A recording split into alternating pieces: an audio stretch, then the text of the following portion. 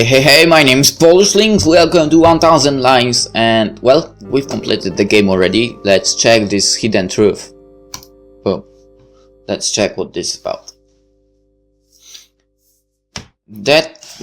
Okay.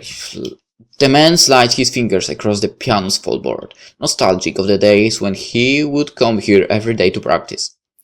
Those memories became the thin dust sitting inside the instrument. He knows that it will fall down again once he leaves. The instrument isn't even tuned. Even if he could tune it, music only takes form at the moment that it's played. It's impossible to repeat the same melody as before. But he's not sad. He won't weep for it. On the contrary, he's happy to be able to relive these moments, even if he's no longer here. You came here for answers, didn't you? Well, to be precise, we came here to give you answers. Let's go somewhere more comfortable first, to the library. Nowhere else could be more appropriate than the place that started it all. It's a bit contradictory, but isn't this what every kid dreams of, starring in their own adventure? The truth is that there's a trick to it. Being the protagonist and being a suitable protagonist are two different things. Humans are selfish. The pursuit of happiness has always been limited by us seeking out ways to improve ourselves. Of course, it's hard to figure out which is better and which is worse in this case. For starters, we depend on things around us to define our identities. It's easier to see ourselves reflected in a mirror than to look into a try to understand our inner selves. If you believe that it's possible to look into oneself without referencing the world around you, I think you're wrong, because that's simply impossible. That's why we lie.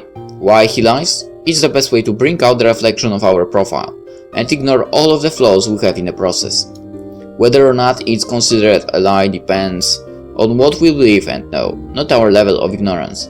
Someone who lies without any knowledge of the subject they are lying about isn't a liar. They are ignorant. Do you understand now what I mean when I talk about the biggest liar of them all? Exactly, the biggest liar is the one who doesn't believe anything. Everything in this life stems from decisions which then become actions. And finally they force consequences on you that will bring forth new decisions. But in the end, no one can define the value of those consequences. No one knows what the best course of action is. If you look at it that way, the circle of life takes on a new meaning.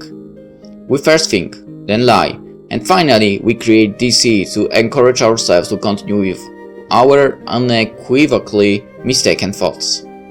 We don't have any control over our lives or decisions. All we have is the ability to deceive ourselves, to adapt to a newly perceived reality that suits our tastes best. We create a hyper-reality. But curiously, if we continue to act while knowing that we are being deceived, the biggest liar paradoxically becomes the most sincere person out of everyone. But what causes someone to lie if there is no purpose behind it? Why does that person carry on despite their risks and their fear of their own existence? That's the biggest truth in the world. The unique and most authentic thing we can know about someone, or even ourselves, is hidden behind 1000 lies. And that's hope. The moment someone like that lies, they consciously know that their actions lack any sense or purpose, much like their own identity. In that very instant, we are assured that that big liar has some sort of hope within them. Because maybe, just maybe, the consequences of our actions might not lead to deceit. Maybe even if it's just by chance, even if it's just an approximation in the correct direction. Or that's what he believes. Do you now understand how someone could end up being afraid of becoming the main character of their adventure? No, of course not. That's a tough pill to swallow. It's easier to understand if you see it with your own eyes. With that being said, a group of 3 takes a seat by the large window, unsure of where to start. There is no better place to start than the beginning, from the past, from their memories. It's a bit embarrassing, but yeah, it was here. I used to sit right here, motionless, with my eyes fixated on the books and from time to time on the counter. It's normal, I was curious and no one else was here. It was the kind of silence that made hours seem like they dragged on forever, considering how I was so shy, silent, and timid. Well, Ziva scratches her cheek with a finger. The charismatic girl stands at a crossroad when it comes to her past. She's getting caught up in her past self again. The novice pianist standing next to her, maybe still too similar to his older self, decides to take the reins since he is the most calm and composed in the room. You probably know this, but this complex was part of the bigger plan, an urban expansion that was put on hold for budget issues, and this cultural center went without ever being used. Since most of the materials were purchased ahead of schedule, volunteers took the opportunity to use this place for a while. It became a place that was especially useful for taking art and music lessons. I was one of the kids that came here to take classes. While waiting for my parents to get off work and pick me up, I would waste my time in this library.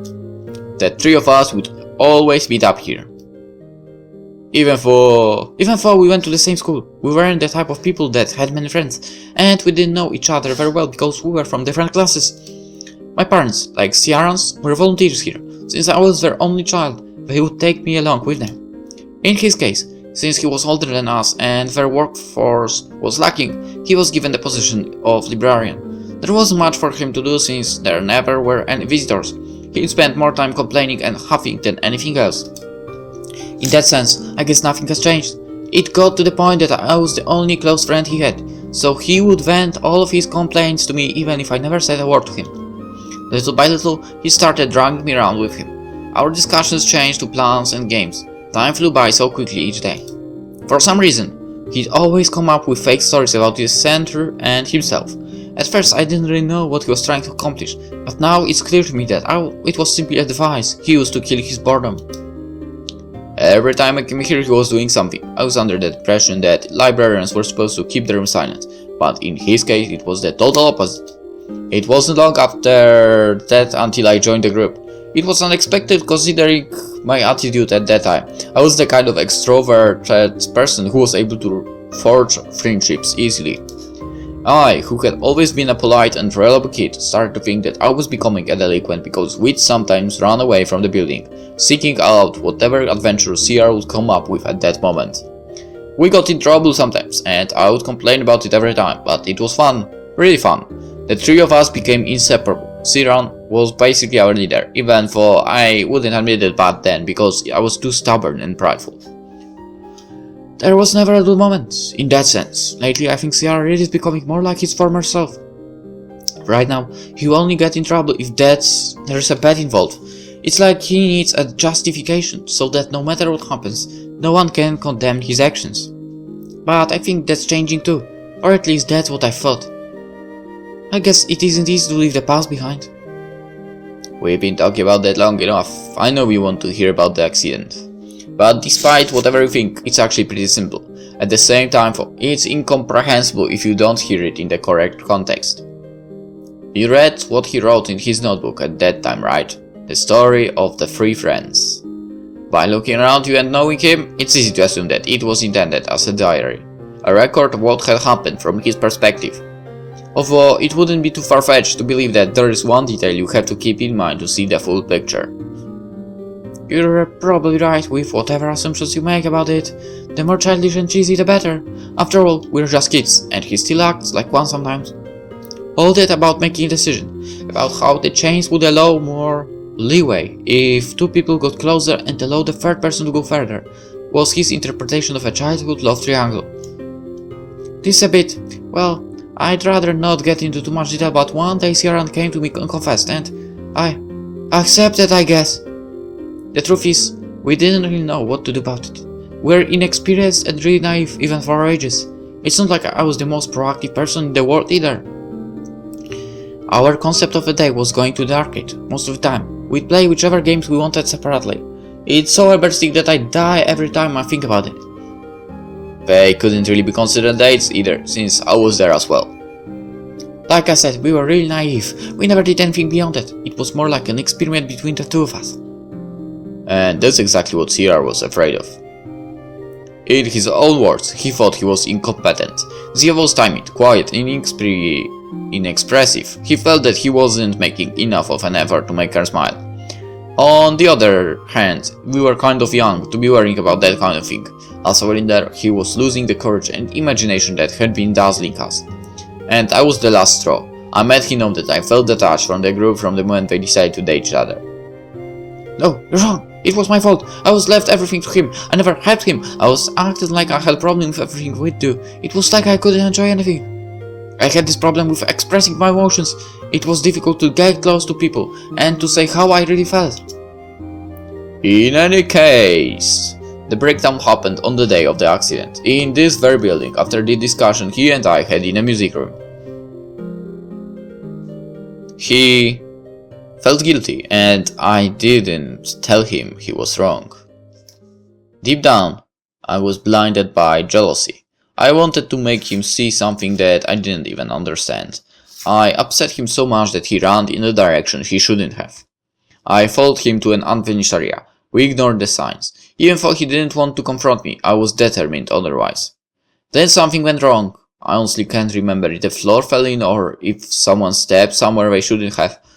The noise it made could be heard from within the entire complex. It wasn't until some time later that we could hear the siren of the ambulance. Up until now, as I mentioned, it isn't that different from what you'd assumed. The lie is always where one least expects it. The cost of the accident and the bad taste it left in everyone's mouth caused all activity in the building to stop indefinitely. From his point of view, Ciaran thought that he'd ruined everything, that he literally destroyed what kept us together. He killed the futures of many people he didn't even know, people who had hopes for that building. For the worst part for him was that he didn't even have to face the consequences of his actions. Ciaran went unscathed by the accident. He had nothing but a few scratches that only caused him to stay a single night in the hospital. From then on, everyone treated him like a victim of that incident rather than the cause of it. The next morning at the hospital, Ciaran wondered why he was the only one who hadn't lost anything despite being the one who'd always complained about Walt Place and his librarian position. His head became filled with those kinds of thoughts, and eventually something in his mind completely snapped. He took a kitchen knife during breakfast and stabbed his right leg with all of his strength.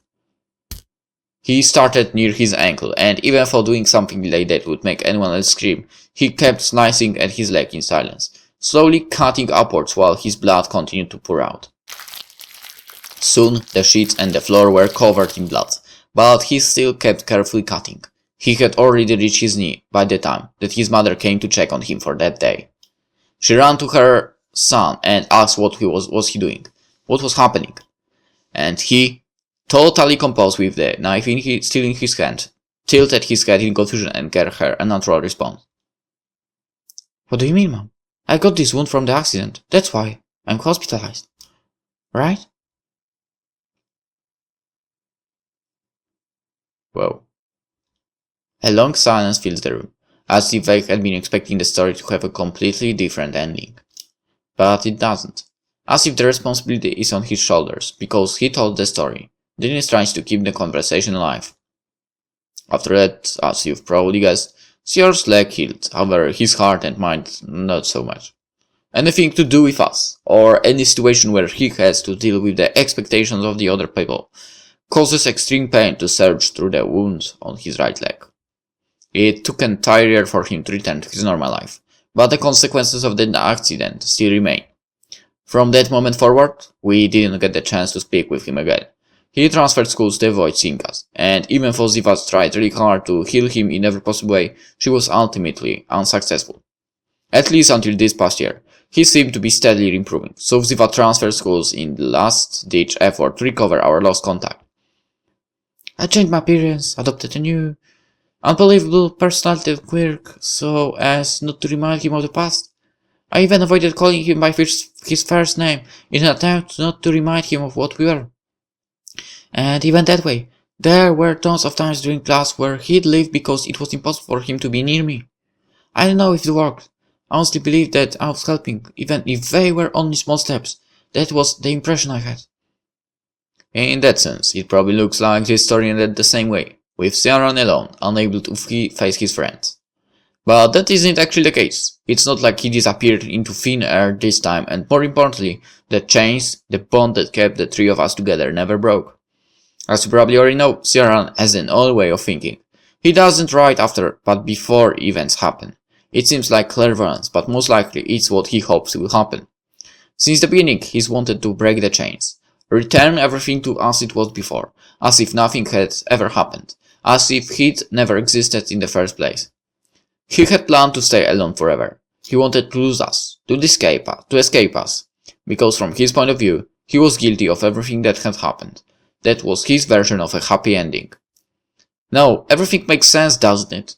He doesn't want to win or lose. His priority has always been others. His health depends on how everyone around him feels and acts. Having finished recounting the past, Dennis offers to answer any questions. Since there's nothing left to say, they finish their improvised meeting and pack up their belongings. It's then, looking at the perfect alienated books on the shelves, that Dennis finds the most appropriate words to describe an idea that he couldn't give shape to until now. His notebook, his tales, his stories. They weren't based on a true story, but on a story that should be true.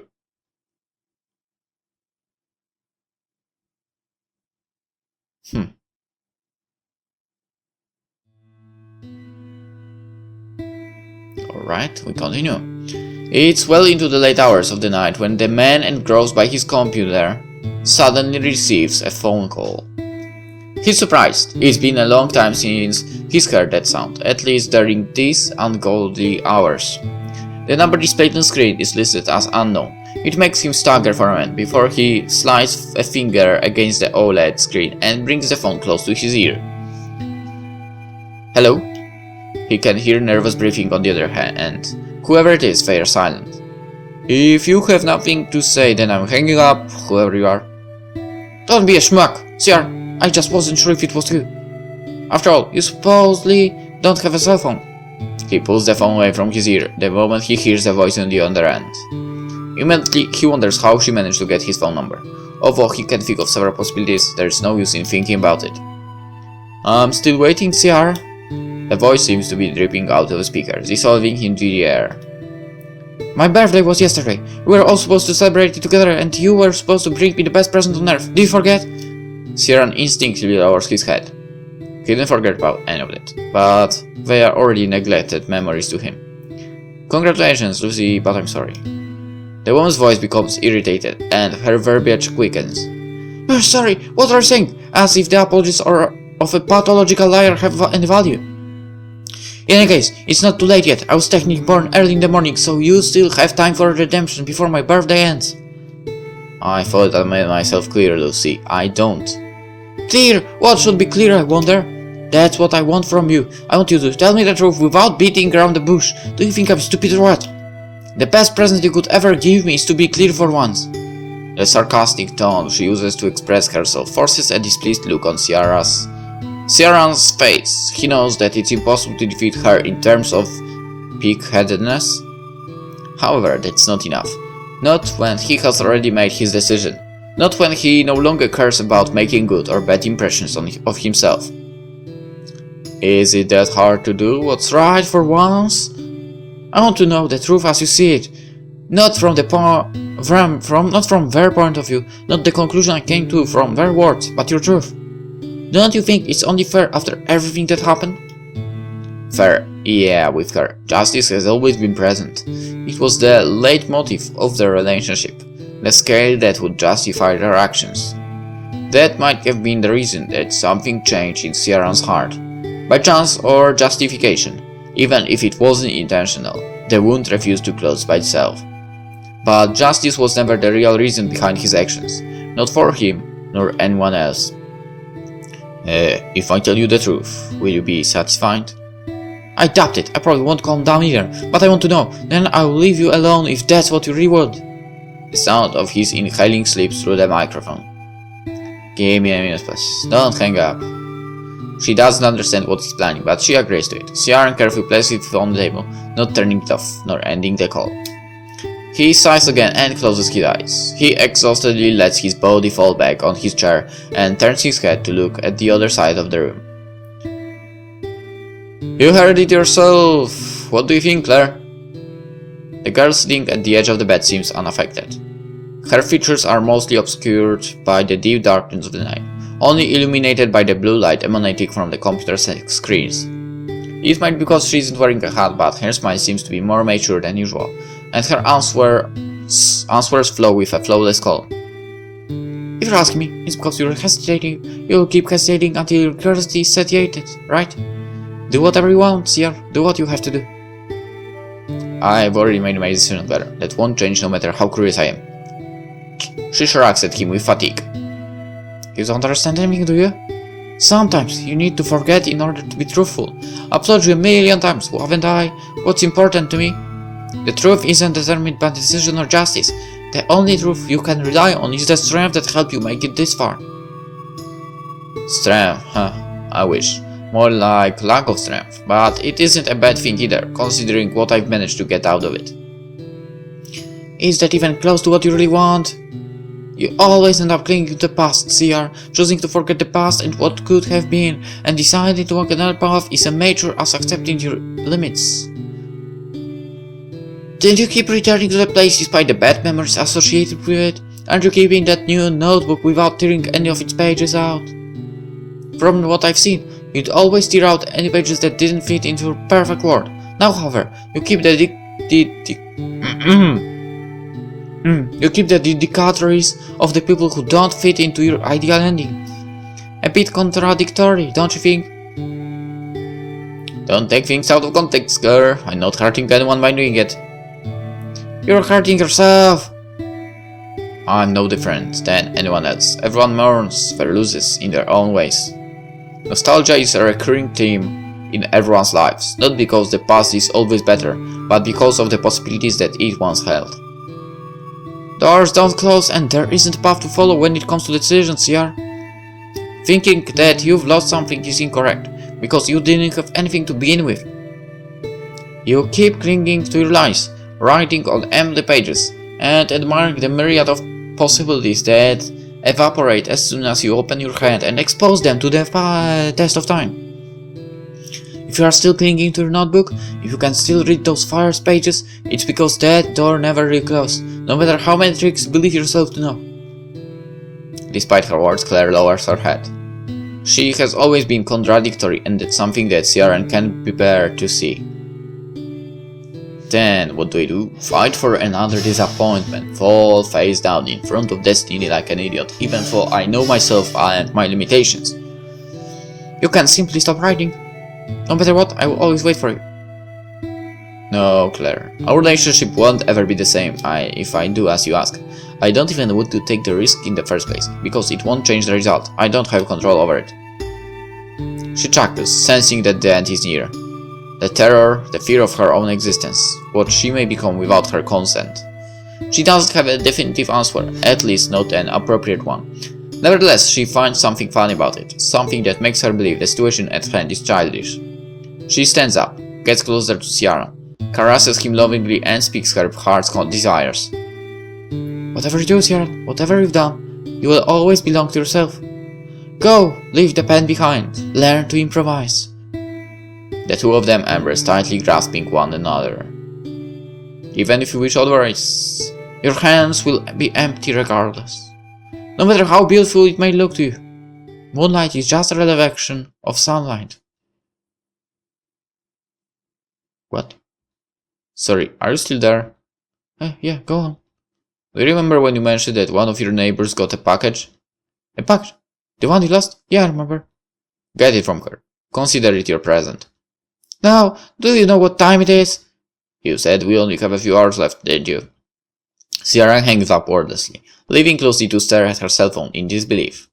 She has so many questions. What was that all about? Why does everything have to be weird? Especially Earl as she waited for him on the phone. There was only silence.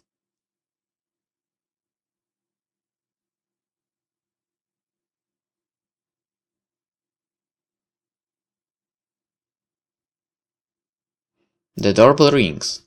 In front of the door, Lucy nervously taps her feet against the floor. She wonders how she's going to justify her visit at this late of an hour. Soon enough, the face of a rosy and disheveled middle-aged woman appears on the other side of the room. The woman makes an odd sound that resembles an animal's call and asks Lucy what she wants.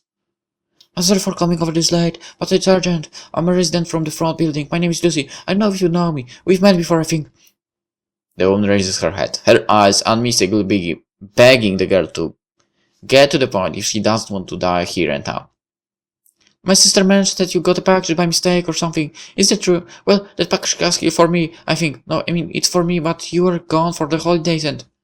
Basically, I will leave you alone if you give it to me. I know I should have said this for another, but it's urgent, I hope. For a moment, the woman doesn't react. Her first impulse is to slam the door shut in Lucy's face. But she controls herself, walks over to a nearby table and picks up a small package. She places it in her nighttime visitor's hands. You don't know how grateful I am. Don't hesitate to come to me if you ever need a favor. She doesn't finish her sentence before the woman slams the door closed. I'll take this as a no. Now let's see, what am I supposed to do with this? With no other plan, she leaves the apartment building and walks several feet back to her own building and ascends to her floor. On the way up, she inspects the package, unsure whether or not she should open it. If she does open it, she wonders what the best way would be not to damage it.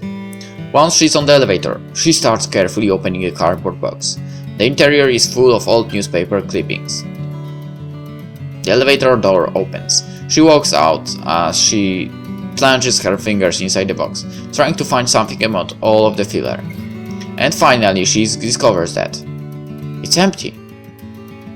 And no, that one doesn't have a false bottom like the one you gave me. Cyril appears panting at the top of the stairs. Little by little he gets closer to an overwhelmed Lucy. Why is it empty? What is this? Was this supposed to be yours? And... Come on, Lucy, don't tell me that you believed it. That I secretly ordered something, that it accidentally got sent to another neighborhood, and that someone would suddenly start sending me anonymous treats. Didn't you want the truth? This is the best proof I can give you. It best explains the situation by itself. Sienna's body rests against the wall, clearly unable to handle the situation at hand. He avoids eye contact. When she starts putting everything together, she can't fully believe it. What are you saying? Why? What is all of this about? Isn't obvious, a figurine or a statue. The means don't matter. In the end, the story is still the exact same. The important part is that we've met. Everything else was just an excuse I made up so that I could escape if I wanted to. Part of her feels frightened. The other part feels pity. Lucy doesn't know where she should look, nor where to stand, but she summons the will to continue. What did you want to achieve? Why me? Why now? Could you have used a normal method, like a normal person? I tried, but I couldn't. My past was clinging to me. My fears and doubts were too big to not appear in the life of anyone else who got involved with me. What if I was wrong? What if something went wrong? Could I bear another blow like the one from 7 years ago? You don't know how important everything was to me, Lucy. You've never been aware of all the changes you brought simply by existing. The first time I saw you was at the beginning of the school year. It was a dark morning, and before going up the steps as usual, I saw you walking along them, and you stepped on the top. You gave me a look that I will never forget. The sun was rising behind you, and even though its light was blinding me, I couldn't possibly look away. Most importantly, from that moment on, for the first time since the accident, I stopped feeling pain. So seems like the girl I would choose, well, basically will be the choice after all. Nice! Alright, no, but seriously, this story is so good. I lied to you when I told you that my leg hurts all the time, Lucy. There is an exception, and that's when I'm with you. That time when I ran out of your apartment and away from the basketball boy, I managed to do all of that because after looking at you, I forgot about the pain in my right leg. Since that first encounter, I was always anxiously waiting to see you the next morning, when, if it was something that only happened a few times, I knew that my day would change and I'd be able to do things that were impossible before. I would go to class tired because I couldn't sleep knowing there was a chance that I'd meet you again.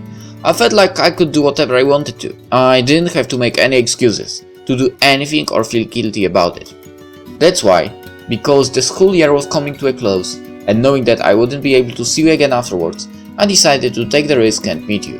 I wanted to know who you were, and then I'd be able to decide if you really were special or just a product of my imagination. Lucy is shocked and embarrassed at the same time. She cringes a bit and whispers a question.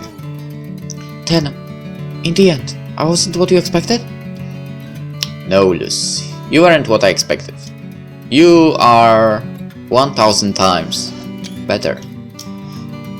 Only 1000? Lucy, whose head had been down while she listened to him, raises her head in surprise when Ciaran finally admits the truth that she'd been awaiting for so long. Then, I don't get it. What's the problem? What made you want to forget about me? What have I done? Nothing. I am the problem. Lucy, without you, I wouldn't have even been able to see my old friends again without losing consciousness. That's the problem. I depend on you too much. When I told you that I swapped out painkillers for a more natural cure, I was referring to you. I thought I could change my life, return to how I was before, if you gave me the strength to do it. It was on my birthday that I confirmed how I felt about it. I decided to improvise and do something that I wouldn't have tried any other day. But I got scared. I got scared of ruining the lives of the people that I consider so very important to me. You've never followed any of my predictions. The story I'd planned out was one where I would support and help you forever, where I would dedicate myself to you if necessary, in appreciation of all the things you gave to me. But I realized that wasn't necessary because you decided to change your life with your own strength. You matured every passing second and took giant steps with every decision you made about your future and your life. I, meanwhile, was still stuck in the same cycle as always, standing still in the same old story. That's why I couldn't do what I wanted to that day at the pool. Even though you were there with me, my legs started to react for a second, forcing me to run away once again. I tried to do the same thing on the day that I snuck into your classroom, but once again, I felt like we were drifting apart. I abandoned my idea because I feared that I would drag you down into the same slump that I was stuck in for so long. On graduation day, I decided on an ultimatum, the result of which you already know. With her mouth wide open, Lucy takes a bit to react. She sighs, puts a hand on her waist and replies while trying to keep her voice steady. Is that all? Isn't that enough? There's one detail that you haven't explained yet. How did you feel? What did you want to do but couldn't? You really don't know. I can't know if it's coming from you, Sir. I can't believe anything about you. I can't even trust your words, so you'll have to show me. I'm here, now, right? Show you? What are you saying? Demonstrate whatever it is that you'd wanted to say or to do to me. I want you to forget about everything else, and don't back out of this time. You don't know what you're saying, what you're asking. Has that ever mattered before? You know that unlike others, I don't mind improvising a little. If the problem is that you fear what might happen to me, then I'll warn you, I'm not easy to persuade. I can think and make the decision for myself. If I could do it. Shut up and do it! An empty box isn't a good birthday present. Who do you think you are? He tries to keep discussing it, but Ciaran eventually realizes that the two of them will always end up like this. Not once has he managed to sway her opinion. He thinks about it for a bit. Indecisively, he makes a final petition.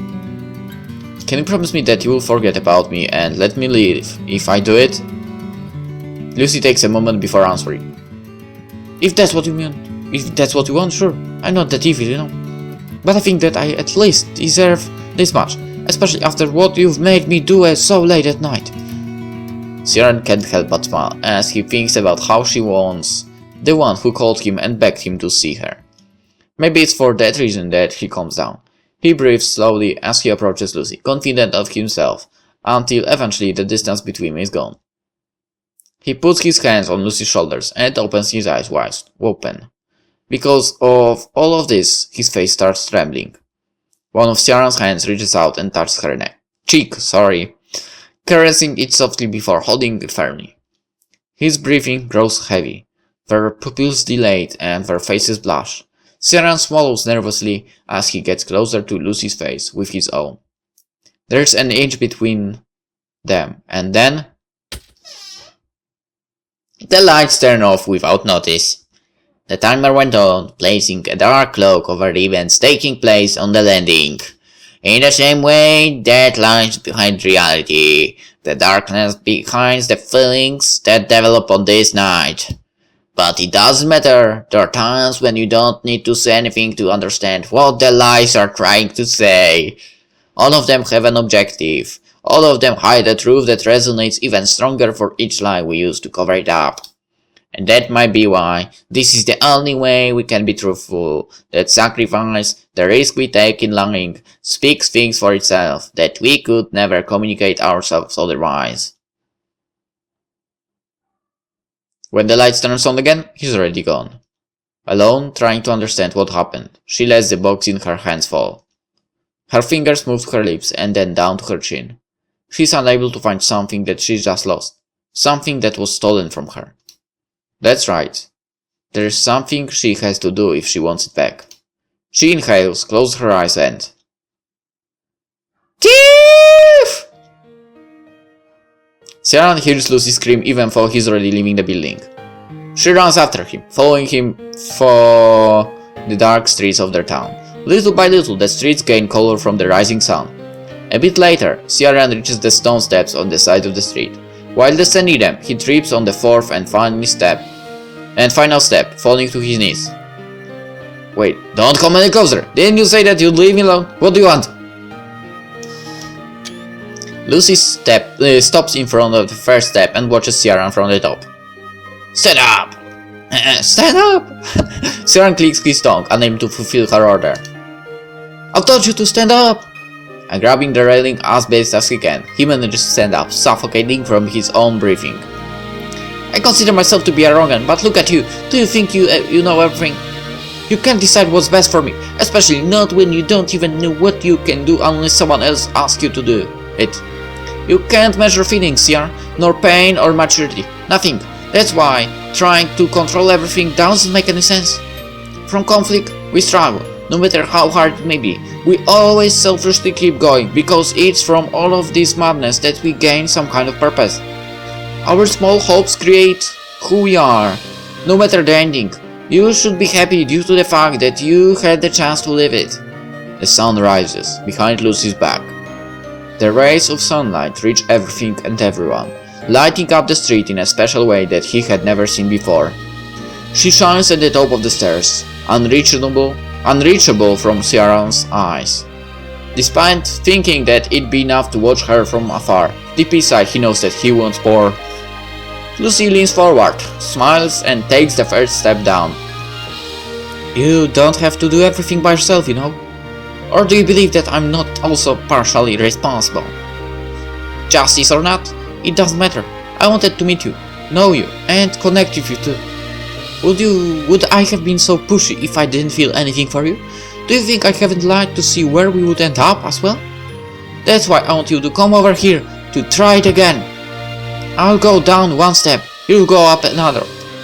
Then I'll go down another, and if you can't keep up, I'll reach out my hand and help you. Lucy's hand reaches out to Ciaran. She touches his fingers carefully, slowly grabbing them until their hands are gently interlaced. You see, it isn't that hard, it's a game for two. That's why I'm asking you. No, I'm not asking. I'll force you to do if it's necessary. She takes a deep breath, sharpens her eyes, and strengthens her grip on the hand of person who's slowly going up thanks to her help. Listen well, because this is my fourth and final requirement. Ciar? Stay with me! Yes! He better said okay. By the way, he asked Claire to get married, right? And did they actually get married or not? I guess not, after all.